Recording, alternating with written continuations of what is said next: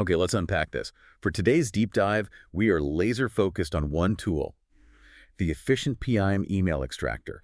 We're looking at the guides, the features, everything to really figure out how it gives you a shortcut to, well, smarter networking. Exactly. The mission here is pretty simple. It's speed. We're looking at how a tool can take raw data, websites, documents, and turn it into something you can actually use, an organized list of contacts. Right. It's about using tech to save you your most valuable resource, which is always time. For sure. And our sources today are the feature lists, the user guides, the FAQs. Yeah. We're really zeroing in on that efficiency claim. So let's get into how it works. The core promise is that it scans different sources, files, URLs, whatever, and just pulls out the contact info. It's built for doing this in bulk, but the real test is the quality of what you get outright. Absolutely. And what's interesting here is the tech behind the filtering. It's not just looking for an @ symbol. The fact that it supports all these different email formats and lets you export the data in various ways, that gives you flexibility. But the real powerhouse feature is the built-in filters. So instead of a messy list, you can immediately sort it. You can say, exclude certain domains or look for specific patterns. The data you get is already relevant from the get-go. So if I upload a document, I don't have to manually clean up that list afterward. That sounds fast. The guide makes it seem very straightforward. You just point it to the source, click Start, and then review the list. And that connects to the bigger picture.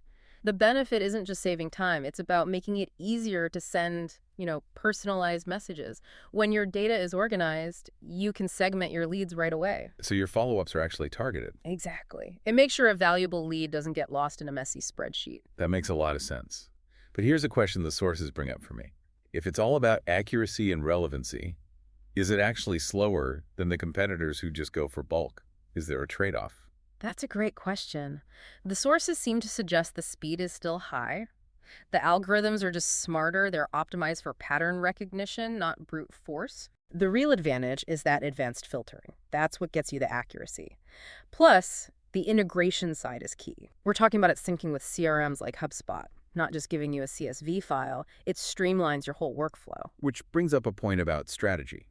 To get the most out of this, you have to know who you're targeting first. Right.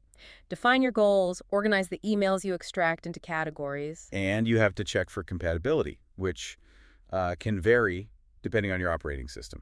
And before we even jump in, let's talk about the practical stuff. The FAQs confirm there are different pricing plans. And a trial version, which is good. You can test it out first. Minimizes that initial risk, yeah. But the real elephant in the room with tools like this is always compliance. What do we know about data security? Security is non-negotiable here, and it really depends on the vendor. The key insight is that you have to do your homework. Check if they're using strong encryption, read the privacy policy, look at reviews. Especially about how they handle data. Yes. And if you're trying to extract from, say, social media, you absolutely have to check that platform's terms of service first. Otherwise, any efficiency you gain is worthless if you end up damaging your brand's reputation. So what's the bottom line here? It seems EfficientPIM is a powerful tool, pretty user-friendly, and it's not just about bulk contacts. It's about streamlined connections. Right, through smart organization and filtering. Which leaves us with a final thought for you to consider. Given that you have to comply with data protection regulations to protect your brand, how does using efficient tech like this fundamentally change the relationship between speed and trust in modern digital networking? It's a balance you constantly have to evaluate.